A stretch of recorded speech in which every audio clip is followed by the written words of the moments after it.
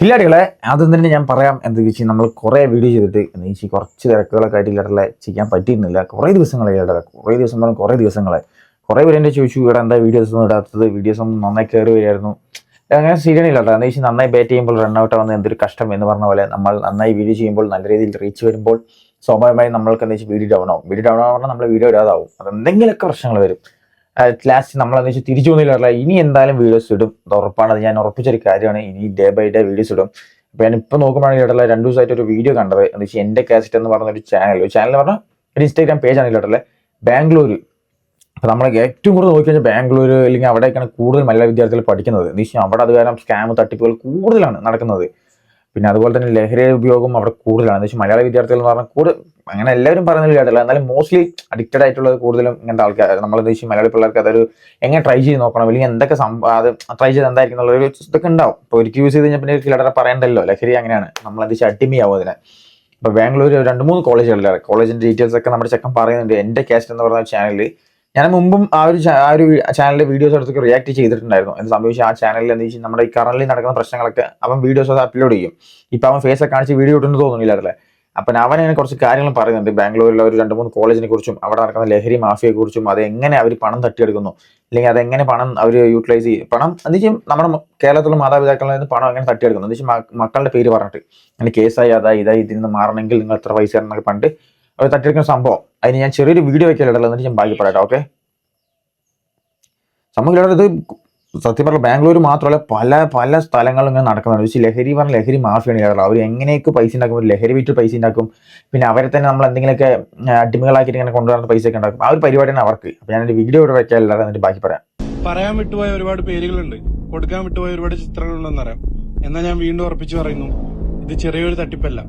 മലയാളി വിദ്യാർത്ഥികൾ ലക്ഷ്യമിട്ടുകൊണ്ട് കർണാടക പോലീസിന് കൂട്ടുപിടിച്ച് നടക്കുന്ന മലയാളികൾ നടത്തുന്ന വലിയൊരു തട്ടിപ്പ്.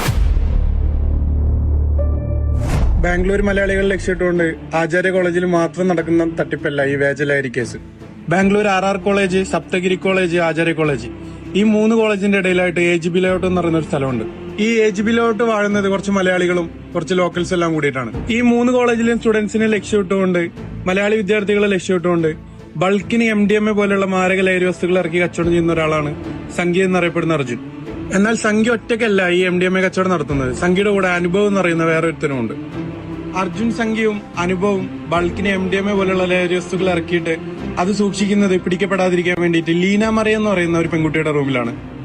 പിന്നീട് അർജുൻ സംഖ്യയുടെയും അനുഭവിന്റെ അടുത്തുനിന്ന് ലഹരി വസ്തുക്കൾ വാങ്ങുന്ന കൺസ്യൂമേഴ്സ് ആയിട്ടുള്ള വിദ്യാർത്ഥികളെ ലക്ഷ്യമിട്ടുകൊണ്ട് അവരുടെ റൂമും കാര്യങ്ങളെല്ലാം മനസ്സിലാക്കിയിട്ട് അർജുൻ പിള്ളയും കൂട്ടുകാരെ അങ്ങോട്ട് പറഞ്ഞയക്കുകയാണ് ചെയ്യുന്നത്.